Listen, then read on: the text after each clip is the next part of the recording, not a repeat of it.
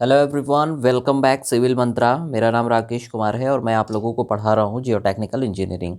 Last lectures की बात करें तो लास्ट लेक्चर्स में हम लोगों ने soil compaction and consolidation start किया था, जिसमें हम लोगों ने प्रॉक्टर नीडल टेस्ट के बारे में भी बात किया था।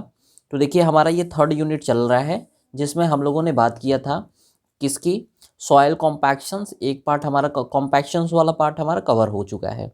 अब हम बात करेंगे कंसोलिडेशंस, ठीक है, संघनन की। अब देखिए, इसमें भी मैंने डिफरेंस के बारे में बता दिया था कि कॉम्पैक्शंस और कंसोलिडेशन के बीच में क्या डिफरेंसेस होते हैं, इसके बारे में हम लोगों ने चर्चा किया था, ठीक है ना। तो देखिए, यहाँ पे हमें क्या पढ़ना है, देखिए ध्यान से एक बार। देखिए, कंसोलिडेशंस क्या होता है मैंने बता दिया। प्राइमरी सेकेंडरी कंसोलिडेशंस के बारे में आज हम बात करने वाले हैं। और टरजागी ने वन डायमेंशनल थ्योरी ऑफ कंसोलिडेशंस के लिए क्या दिया था, एक फॉर्मूला दिया हुआ था कि del you bar upon del T is equal to C B del square you bar upon del Z square. यानी एक फॉर्मूला है, इसके बारे में हम डिराइव भी करेंगे क्योंकि एग्जाम में भी आता है ये। तो इसके बारे में हम बात करने वाले हैं आज की दिस पर्टिकुलर सेशन में। इसके बाद फिर जो नेक्स्ट सेशन होगा उसमें हम लोग किसकी बात करने वाले हैं, कंसोलिडेशन टेस्ट में, जिसमें हम देखेंगे कि नॉर्मली ओवर कंसोलिडेटेड जो सॉइल्स है ओवर कंसोलिडेशन रेशियो देखेंगे।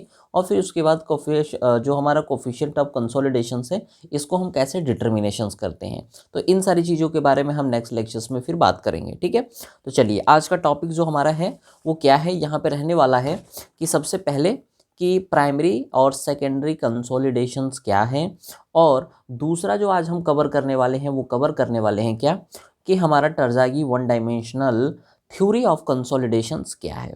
चलिए स्टार्ट करते हैं। सबसे पहले प्राइमरी और सेकेंडरी कंसोलिडेशंस क्या होते हैं। सबसे पहले बात करते हैं प्राइमरी कंसोलिडेशन की।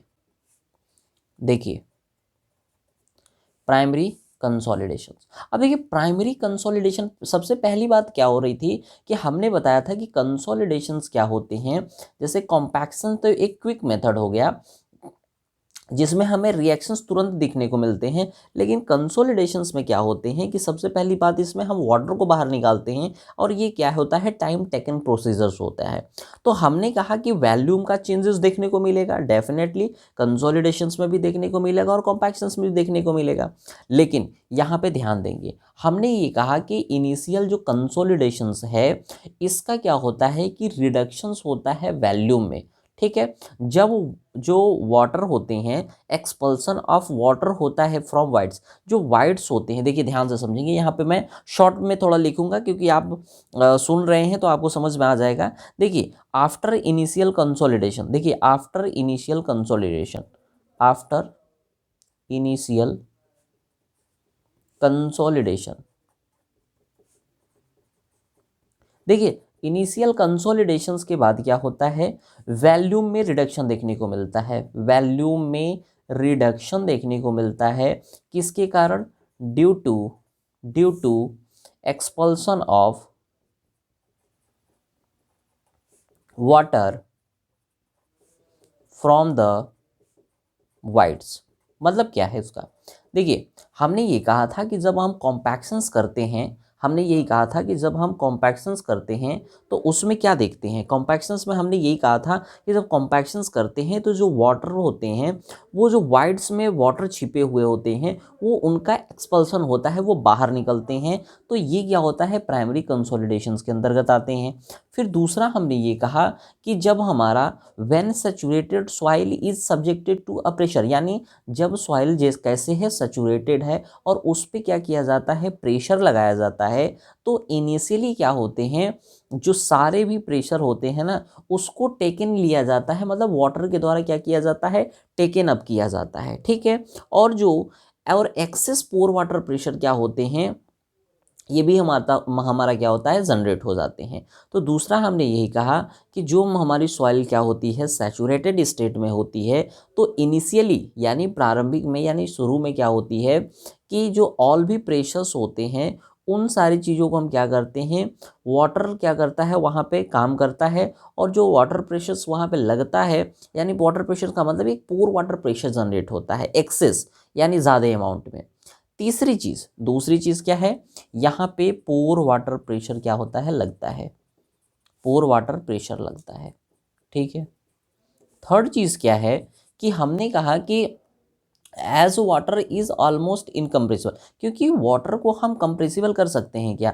बर्नौली ने बताया था, अगर आप बात करें हाइड्रोलिक्स की, फ्लूइड मैकेनिक्स की अगर हम बात करें तो उसमें क्या है कि हम क्या वाटर तो इनकम्प्रेसिबल होता है सॉलिड की अपेक्षा, तो हम इसलिए क्या करते हैं कि हाइड्रोलिक ग्रेडियंट्स यहाँ पे डेवलप होते हैं और वाटर क्या होता है, फ्लो होना स्टार्ट कर जाता है, जिससे वॉल्यूम, ठीक है ना, यहाँ पे H2O क्या होता है, फ्लो होने लगता है, जिससे जो हमारी वॉल्यूम होती है उसमें डिक्रीमेंट देखने को मिलता है। ठीक है, ये सारी प्राइमरी कंसोलिडेशंस के अंतर्गत ये सारे सारे प्रोसेस आ रहे हैं हमारे। ठीक है, इसके बाद क्या होता है, फोर्थ नंबर पे हमारा जो डिक्रीज क्या है ना, डिक्रीज परमेबिलिटी पे डिपेंड करती है। मैंने बताया था ना कि अगर अगर कंसोलिडेशन, ध्यान देंगे, यानी हमने कहा कि परमेबिलिटी को अगर घटा दिया जाए, ठीक है ना, परमेबिलिटी को अगर घटा देंगे तो हमारा क्या होगा, सॉइल्स में स्टेबिलिटी बढ़ जाती है। ठीक है ना, यानी हम ये कह सकते हैं कि decrease depend upon permeability of soil. ध्यान से समझेंगे, हमने क्या कहा कि जो वैल्यूम में डिक्रीमेंट है, वैल्यूम में जो डिक्रीमेंट है या decrease, the decrease depends upon किस पे, के पर। के क्या होता है, ये हमारा होता है शो करते हैं हम किसके द्वारा, हम ये शो करते हैं किसके द्वारा, परमेबिलिटी को के द्वारा। ठीक है, तो यहाँ पे हम ये देख पा रहे हैं कि जो हमारा जो डिक्रीमेंट हो रहा है ना, वो परमेबिलिटी कारण डिक्रीमेंट देखने को मिल रहा है। और दूसरी बात यहाँ पे हम ये कह रहे हैं कि जो हमारा क्या है, और ये कैसे होते हैं, टाइम डिपेंडेंट होते हैं, इस बात को भी ध्यान देंगे, टाइम डिपेंडेंट होते हैं। ठीक है, चलिए, अब हमने यही कहा कि इन इन सारे प्रोसेस से, इन सारे प्रोसेस को करने के बाद जो हमारी रिडक्शन देखने को मिल रहा है वॉल्यूम में, वो हमारा प्राइमरी कंसोलिडेशन कहलाता है। मतलब क्या है कि ये सारे प्रोसेस जब हम करते हैं तो अल्टीमेटली हम कर क्या रहे हैं, अल्टीमेटली यही कर रहे हैं कि जो वॉल्यूम में हमारा डिक्रीमेंट देखने को मिल रहा है, यानी चेंजेस देखने को मिल रहा है, तो इसी को हम क्या बोलते हैं, यहाँ पे लिखेंगे कि यही रिडक्शन, यानी जो हम रिडक्शन कर रहे हैं ना, इसी रिडक्शंस को हम क्या बोलते हैं, दिस रिडक्शन इज वॉल्यूम, हाँ, this reduction in volume is called, क्या कहलाता है, प्राइमरी कंसोलिडेशन कहलाता है। चलिए, प्राइमरी कंसोलिडेशन कहलाता है। ठीक है, अब बात करते हैं किसकी, सेकेंडरी कंसोलिडेशंस की, कि सर सेकेंडरी कंसोलिडेशंस क्या होते हैं। देखिए, सेकेंडरी कंसोलिडेशंस में भी हम क्या करते हैं कि रिडक्शंस करते हैं किसका, वॉल्यूम का, लेकिन यहाँ पे थोड़ा सा डिफरेंसेस हो जाता है। सेकेंडरी कंसोलिडेशन का मतलब क्या है, समझेंगे। हमने ये कहा कि जब सेकेंडरी कंसोलिडेशंस है, इसमें हम रिडक्शंस तो करते हैं, हमने बताया था कि हम वॉल्यूम का कॉन्टिन्यूअस क्या करते हैं, वॉल्यूम रिडक्शंस होता है, और एट वेरी स्लो रेट, मतलब कि बहुत धीरे धीरे धीरे धीरे स्लो रेट से, टाइम डिपेंडेंट, यानी ये यहाँ पे क्या है कि after excess hydrostatic pressure develop होता है काफ़ी लंबे टाइम के बाद, तो भी हमें सॉइल्स में रिडक्शंस देखने को मिलता है वॉल्यूम के अंदर। और ये जो प्रेशर अप्लाइड होता है ना, तो जो प्रेशर्स जो फुल्ली डिसिपिटेट होता है, इसी को हम क्या बोलते हैं, प्राइमरी कंसोलिडेशंस कंप्लीट कहते हैं, या इसी को प्राइमरी कंसोलिडेशन हमारा कंडीशंस फुलफिल हो रहा है। हमने ये कहा कि वॉल्यूम में रिडक्शंस करना है, कॉन्टिन्यूअसली करना है, अ वेरी स्लो रेट, मतलब बहुत धीरे धीरे रेट पे, even after the excess hydrostatic pressures developed by the applied pressures is fully dissipated करते हैं, और इसी को हम क्या कहते हैं, एंड प्राइमरी कंसोलिडेशंस को हमारा कंप्लीट हो जाता है। दूसरी चीज़ हमने यहाँ पे क्या कहा कि एडिशनल एडिशनल रिडक्शन हम करते हैं, क्या करते हैं, एडिशनल रिडक्शंस करते हैं इन वॉल्यूम में, इसी को हम क्या कहते हैं सर, इसी को हम क्या कहते हैं, सेकेंडरी कंसोलिडेशन कहते हैं। ठीक, सेकेंडरी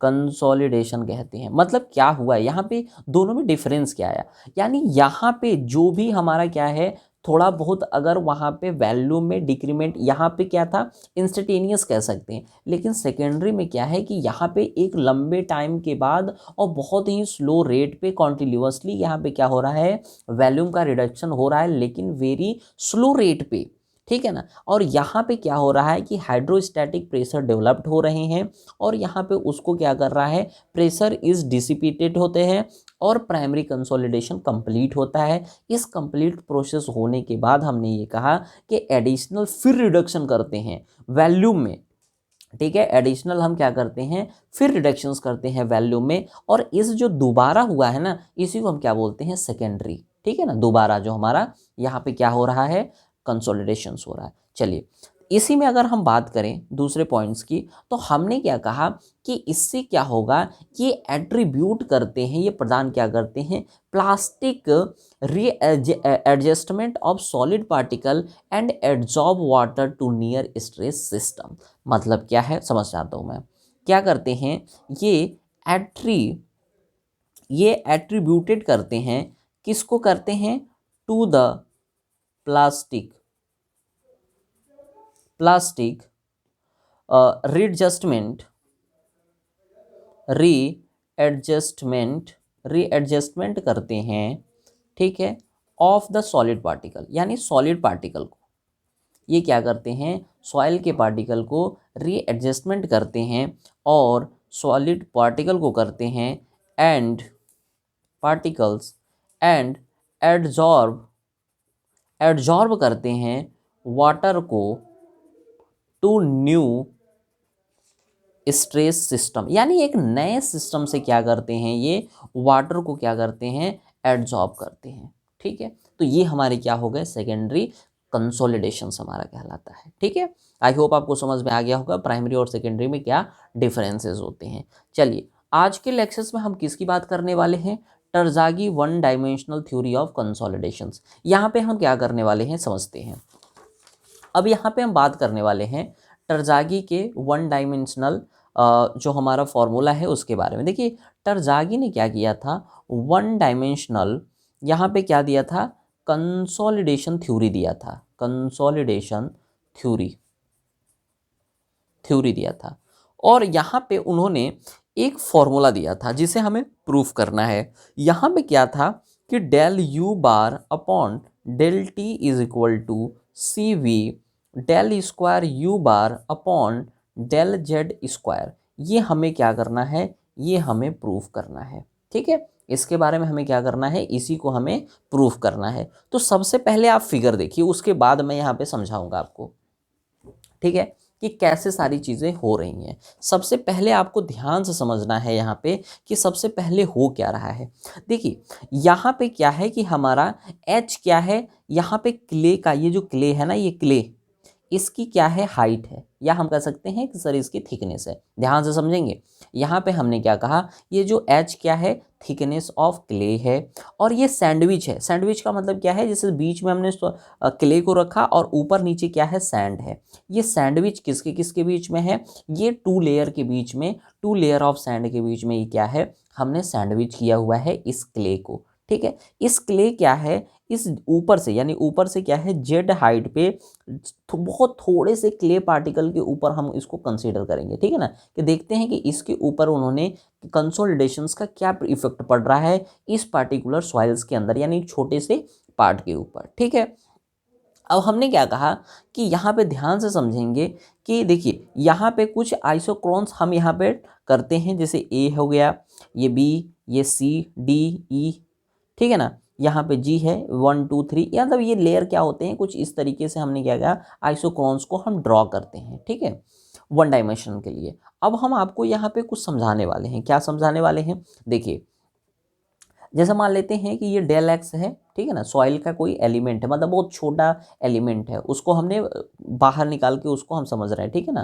तो जैसे डेल डी जेड का मतलब क्या है कि बहुत स्मॉल हाइट पे, और ऊपर से एक वी लग रही है, तो V plus del V upon del Z into D Z, ठीक है। अब हम यहाँ पे बात करने वाले हैं क्या कि सर जो आपने फॉर्मूला बताया हम उसको कैसे डिराइव करेंगे, तो समझते हैं। देखिए कैसे डिराइव करेंगे, डिराइव करने के लिए हमें क्या करना पड़ेगा, सबसे पहले अभी आपने देखा कि जो हमारा सबसे पहले यहाँ पे ना कुछ टर्म को समझना पड़ेगा। सबसे पहले फिगर आपने देख लिया कि सर फिगर कुछ इस तरीके से था, यहाँ पे क्या था, सैंड था, यहाँ पे भी सैंड था, ठीक है ना, ये कुछ इस तरीके से सैंड था और नीचे भी कुछ इस तरीके से सैंड था। यहाँ पे क्या था, एच हाइट पे यहाँ पे क्ले था, कुछ इस तरीके से था। अब ध्यान से समझेंगे कि हमने यहाँ पे क्या किया था, कुछ आइसोक्रोन्स को हमने यहाँ पे ड्रॉ किया था कुछ इस तरीके से, ठीक है, कुछ इस तरीके से। अब यहाँ पे कुछ इस तरीके से हमने क्या किया था, आइसोक्रोन्स को ड्रॉ किया हुआ था, ठीक है। अब एक एक चीज़ के बारे में हम लोग क्या करने वाले हैं, डिटेल में स्टडी यहाँ पे करने वाले हैं, ठीक है। तो अब हमने ये कहा, मान लीजिए यहाँ पे ये 1 2 3, ठीक है, इस तरीके से। अब हमने ये कहा आपको कि ये क्या है, सारे के सारे जब हम आइसोक्रोन्स को क्या करते हैं, ड्रॉ करते हैं, तो ये कुछ इस तरीके से ड्रॉ होते हैं, ठीक है। इसको हम क्या बोलते हैं, आइसोक्रोन बोलते हैं, ठीक है। एक एक टर्म को समझेंगे, ठीक है। अब देखिए यहाँ पे बात आती है, सबसे पहले किसकी बात आती है कि सर ये जो आपने ड्रॉ किया हुआ है इसमें हमने बता दिया कि एच हाइट होती है। फिर हमने क्या कहा कि प्रेशर्स जो है इंक्रीज होता है, ध्यान से समझेंगे। ये देखिए यहाँ पे हम क्या करते हैं कि जैसे लेयर है ना, इस पे हम क्या करते हैं, डेल सिग्मा जो है, डेल सिग्मा का क्या होता है, हम इसके ऊपर लोड लगाते हैं, सिग्मा जो है डेल सिग्मा का, ठीक है, बहुत छोटे अमाउंट में, ठीक है। अब ये क्या है कि जो हमारा प्रेशर्स इसके ऊपर जो जनरेट होगा वो किस तरीके से जनरेट होगा, इसी के बारे में हमें क्या करना है, यहाँ पे बात करना है कि ओवरऑल सॉइल्स के अंदर जो कंसोलिडेशंस है वो उसके लिए हमें कौन से रिलेशंस को फाइंड आउट करना है। इस del you upon del T equal to C B del square you bar upon del Z square से हमें क्या करने हैं, फाइंड आउट करने हैं। चलिए देखिए यहाँ पे आपको इस विशी पूनमिया का बुक आप रेफरेंस में ले सकते हैं, आपको बस देखते जाना है कि कैसे कैसे क्या हो रहा है, ठीक है। देखिए pressure is dissipated so that U bar is equal to zero, यानी यहाँ पे यू बार कितना हो गया, जीरो हो गया। यानी हमने ये कहा कि बहुत ही क्या है, एट इंटरमीडिएट टाइम टी पर कंसोलिडेशन प्रेशर मान लेते हैं कि कितना हो रहा है, कि यहाँ पे डेल सिग्मा हो रहा है, partly carried by water and partly by soil, ठीक है। अब देखिए यहाँ पे टोटल जो हमारा क्या हो रहा है, कंसोलिडेटेड प्रेशर आ रहा है, वो सिग्मा क्या आ रहा है, del sigma dash plus u bar आ रहा है, ठीक है। अब देखिए यहाँ पे जो स्मॉल हाइट है वो you bar upon gamma W के बराबर होगी। कैसे होगी, क्योंकि ये क्या है, हाइड्रोलिक हेड है, और हाइड्रोलिक हेड बराबर क्या था, आपको याद होना चाहिए कि देखिए आई बराबर क्या था, आपको याद होना चाहिए कि सर आई बराबर एच बाई एल था, और हमें ये हाइट फाइंड आउट करना है, तो हम इसको इधर ले गए, ठीक है, ये हाइट को ले जाएंगे तो ये I is equal to L होगा। और हमने यहाँ पे क्या कहा, हम टी टाइम पे अगर हाइट निकालें तो you bar upon gamma W होगा। अब आई बराबर क्या होगा, डेल एच अपॉन डेल, देखिए यहाँ पे हाइड्रोलिक ग्रेडियंट की बात चल रही है, बेसिक जो हमने पहले पढ़ चुके हैं। तो del H upon one del Z बराबर 1 बाई गामा डब्ल्यू, और हमने क्या किया, यहाँ पे del you bar upon del Z put किया। अब हम ये भी जानते हैं कि डार्सी के अकॉर्डिंग टू डार्सी, डार्सी का फ्लो क्या था, हमने बताया था v इज इक्वल टू क्या था, आई था, तो v इज इक्वल टू के क्या था, कोएफिशिएंट ऑफ परमेबिलिटी था, k इंटू आई था। तो यहीं से हम क्या करेंगे, इस i की वैल्यू को k इंटू आई की जगह हम क्या करेंगे, यहाँ पे वैल्यू पुट कर देंगे। तो फिर इस तरीके से del v upon del Z बराबर k upon gamma W del square, इसी का हम डबल इंटीग्रेशन कर रहे हैं, ठीक है ना, इसी को हम क्या कर रहे हैं, डबल इंटीग्रेट कर देते हैं, ठीक है। अब यहाँ पे समझेंगे सबसे ज़्यादा इम्पॉर्टेंट जो समझने वाली चीज़ है वो ये है, क्या है, यहाँ पे ये समझने वाली बात है कि देखिए यहाँ पे जो हमारा क्या था कि डेल क्यू है वो del V upon del Z D X D Y D Z, यानी एक्स डायरेक्शंस में, वाई डायरेक्शंस में, जेड डायरेक्शंस में जो हमारी क्या है नेट क्वांटिटी ऑफ वाटर है वो इसके बराबर होगी, ठीक है। अब हमने कहा कि इस जो हमारा पार्टिकुलर जो वैल्यूम चेंजेस देखने को मिल रहा है, इस वैल्यूम को हम क्या करते हैं, टाइम के हिसाब से, ध्यान से समझेंगे, टाइम के रिस्पेक्ट में इसको हम क्या करते हैं, फिर डिफरेंशिएट करते हैं। डिफरेंशिएट करने के बाद हमें क्या मिलता है, यहाँ पे डेल जो है यहाँ पे gamma dash upon del t, फिर del you upon del t ये हमें मिल जाता है। फिर हम इसको क्या करते हैं कि जो हमारा यहाँ पे आप देख पा रहे हैं साइड्स में, ये हमारी क्या है, इक्वेशंस बने हुए हैं कि इस वैल्यू को पुट कहाँ पे करके हमें कौन सी वैल्यू का, देखिए यहाँ पे जैसे लिखा है कंबाइंडिंग, यानी इक्वेशंस फोर्थ को और टेंथ को हम जब कंबाइंड करते हैं तो del you bar upon del T is equal to k upon m b gamma W del square you bar upon del Z square हमारा आ जाता है। ठीक है, अब इसमें हम क्या करते हैं कि del you upon del T is equal to C B. अब देखिए यहाँ पे अगर हम बात करें सी बी, और सी बी की वैल्यू हमें पता थी, पहले ही हमने निकाल लिया था। ठीक है, तो C B is equal to हमने क्या कहा, इसको हमने सी बी कहा,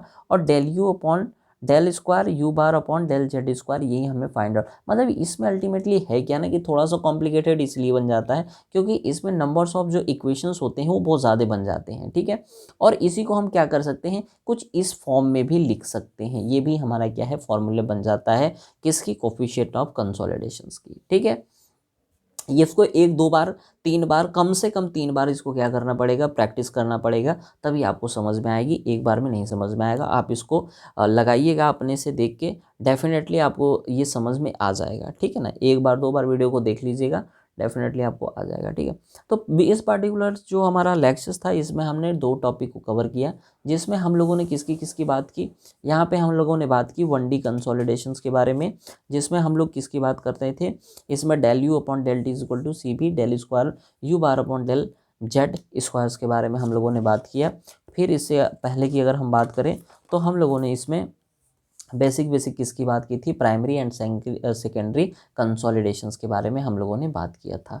नेक्स्ट लेक्चर में हम क्या करने वाले हैं, अगला टॉपिक जो हमारा है नॉर्मल एंड ओवर कंसोलिडेटेड जो रेशियो है या सॉइल है, इसके बारे में बात करेंगे, और डिटर्मिनेशन ऑफ कोफिशिएंट ऑफ कंसोलिडेशंस के बारे में भी हम बात करने वाले हैं नेक्स्ट लेक्चर्स में।